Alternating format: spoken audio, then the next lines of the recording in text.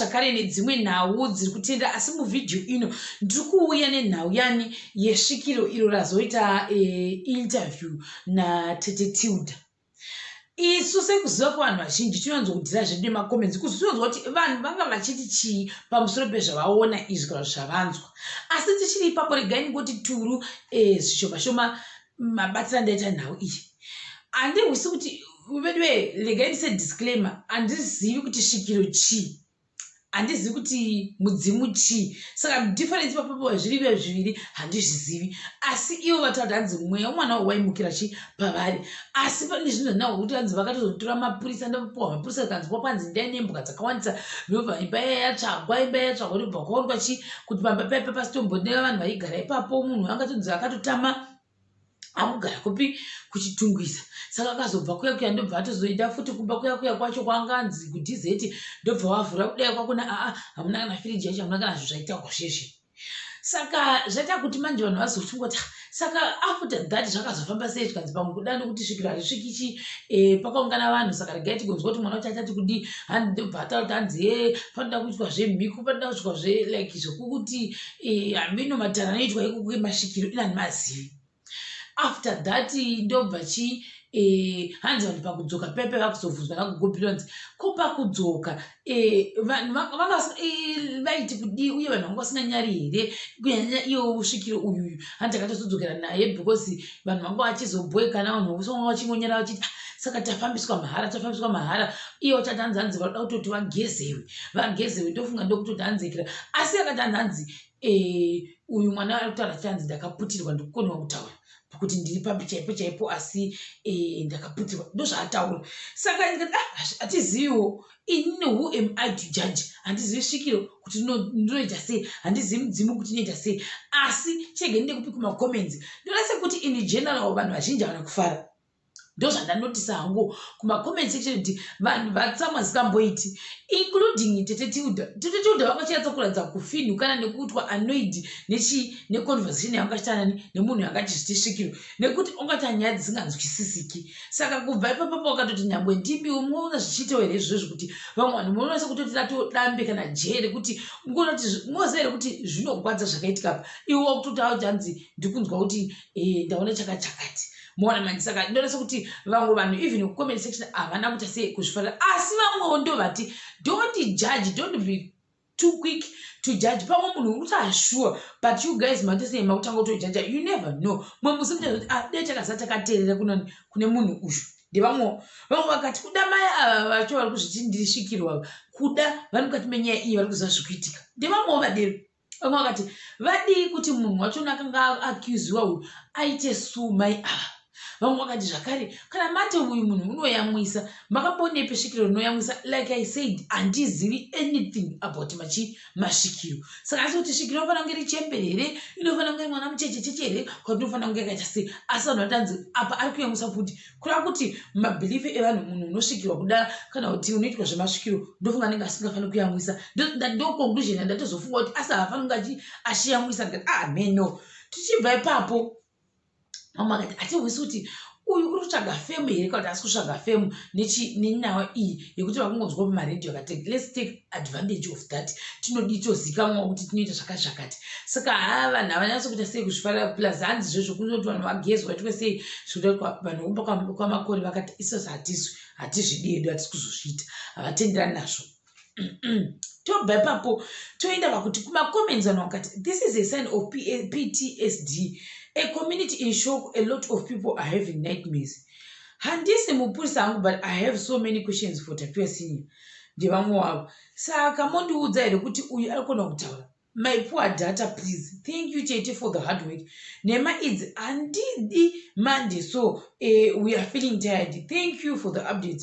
God continue to bless you Tete Tilda. Munhu ngaasungwe uyo svikiro akuziva kunyesoro now misleading vanhu. I don't understand zvechivanhu much, but it would make sense that whoever has musoro uyu would try to use mushonga to hide whatever is going on. Ndevamwewo. Imagine she still have guts to explain. Gogo Bibula, you are classic. Akataura kuti ari kuziva kune musoro this is another suspect.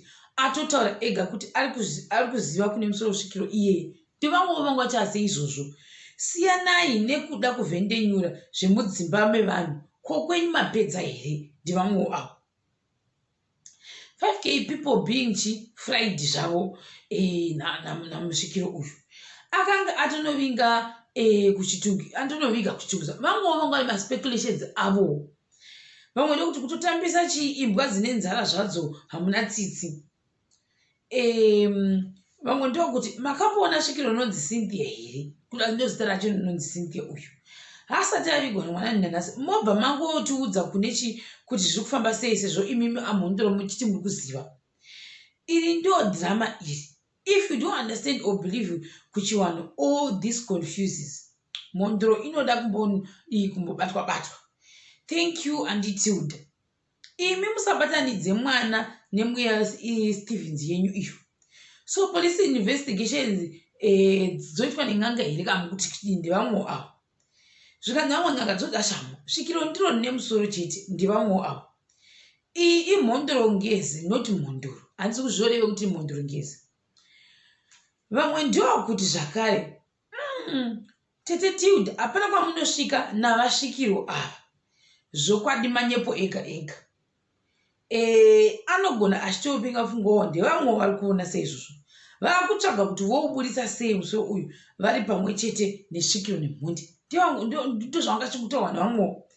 I suspect gogo ava ndo svikiro rine musoro mwana chete. Bring back tapiwa iwewe mhondoro idzi ngadzibhorohwa they are wasting time nemaresources enyika. Can you feel what you're going through while listening to that Naimi? Svikiro rinoziva zvarataura rakasvikira hayas vari kutoita zvavo zvavanoda kuita zvimwe zvokumbomupa mbumbo pashe here amusvikiro avo nekuti ndofunga kwakuti atokuti mumwe wangu achindanzi ndombogara nemumwe munhu vakambotara mamwe mastatements asingahwisisi kuti gomba rangu vakabva vakati murume wangu saka andonga havana kunzwisisa vanhu papo. Dzimwe hope ngadzingoperera kuhope ikoko mai kwete kuda kutishandisa vanhu tsvagai mari please. Nyaya dzacho dzakaoma. Kugezeswa chii nhaimi hakuna munhu unogezeswa ndevamwewo avo. Vamwe ndokuti ngeke to the Makore families tapera power isu tete gomba rume rake what kind of language is that. Vamwe ndokuti slav handisi zvinorevei. Thank you so much to those who donate everything. May God bless you. Nokuti kunoti kufunction yavo vangotenda zvakaipa muzopi function yokuti yakafamba zvakanaka nevanhu vakaya neketering vakadii vakakangirwa vakaitwa makanga fried zvakangonaka zvakare. Zvikanzi hatidi kurana nhema guys muchasvona mbodza neinozvimbira kote po Makore Senior akazokonfisa kuti sure ndakanga ndakaviga kudzivara sekwa kwakaonekwa namai ava muchati kudii. Zvikanzi taura hako let's not judge this person taura hako havangorotomuki yapamwe pane zviri kuitika hazvo iyo kwavo kusatya mapurisa here mudzimai uyu akaenda nemapurisa uyu ndevamwewo avo. Kungoona vhesi yenyu chete totozwa kukomborerwa nevamwewo gavakwa nembuya avo yenalo ugoko njoba inyanga kungenzeka ulobhedledlwayo lombambanda loba mdala ndevamwewo avo vakataura neIsindebele. Zvikanzi please macounselors provide therapeutic support for this community shokwadi. This is PTSD. PTSD kana singareshi zvangu I think inoda kuti post traumatic ndofunga disorder kana singareshi post traumatic syndrome disorder post traumatic disorder ndofunga ndo yavari kureva iyoyo. Zvikanzi nevamwe zvakare we judge too much but do you know spiritual people they dream fates. Very true taura hako pakuzonzi svikiro raiyamwisa apo ndo pataramba like I said tikandasingazwa kuti svikiro inofanira kunge richiyamwisa kwachofanira kunge isingayamwisi kuti hazvitendengwi handizivi. Zvikanzi what you believe works for you. I support you because iyi vanhu vakungoita zvekushora svikiro iri sometimes hakuna munhu anojoka nesituation iri serious iyi. Kodai makawana zveshwa zviripo maiita sei zvakare hani maito kubhilivha. Let's not be quick to judge. True vanhu vasashora munhu uyu at the end muchazoona kuti she was right kwake kuda kutamba here too much nemunetsero ukuita mari yebhasi veduwe ndevamwe avo.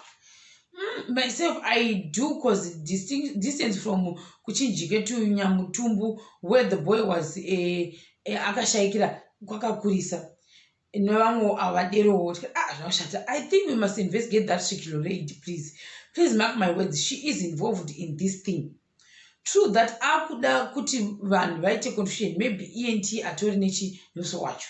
Maya she's mentally unstable. My words too, ndakazviona maybe vakamborunga vose vakazojambiwa oro pane akavaudza vakaita plan asi vari kurasika location.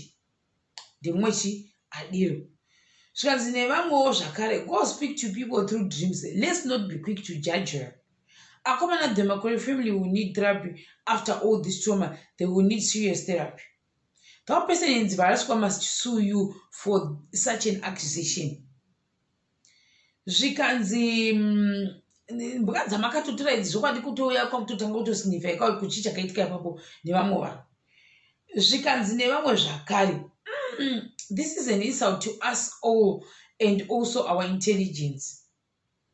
Tete, there won't be this thing yokugezesa family apo ndavarambira. We no longer want to hear her voice again. We done, she's what don't allow her near the family again. Do vamwe avo.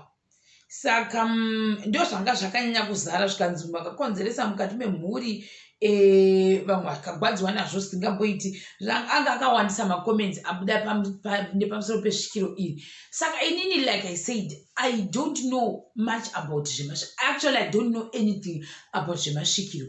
Handizivi futi zvemidzimu zvonyatsa kufamba sei. Asi ndichiri ipapo, who am I to judge? I don't know kana zvezveshuwa kana zvezvenhema zvakaitwa nani nambuya musvikiro vanonzi Cynthia. Saka ndisingazozivi kuti zvichazofamba sei. Ende munhu wacho akangonzi aende kuikira kuDZT from kuchitumbuza kwacho zvichafamba sei. Asi kunzi vanhu vanga vakatama. Asi vakatama kudaro moto ane masofa. Saka masofa handiti kuti ndani. Asi ivo vakatama futi vachinzi vakatama kugara kuchitumbisa. Saka who owns this house? Iri kunzi yakasara masofa. Ndikuna ndemwe munhu ira asipo akati ndaki kana kumusha kana kuti kudii ipapo paita pakundivhiringa zvangu ndikada kudzoka sure kuti masofa acho ndani kana munhu achitama anotama neproperty yake. Saka masofa vakasiyire mumba umu. Ndo zvasikazwa anzi masofa changatanzi kuti anga netsvina. Sikazwa kuti masofa akasarire mumba umu. I don't know. Ndingareva nhema. Ndendadapwere ipapo. Saka regai ngoti zvakare all the best kunani kune Makore family yachoni zvese zvacho zvavakushuvira kuti zvinge zvichiitika zvingewo zvichita come to pass. Ndo zvandoita sei zvandokwanisa kutaura musi wanana. Ndichakubata zvakare pachikamu chinotevera.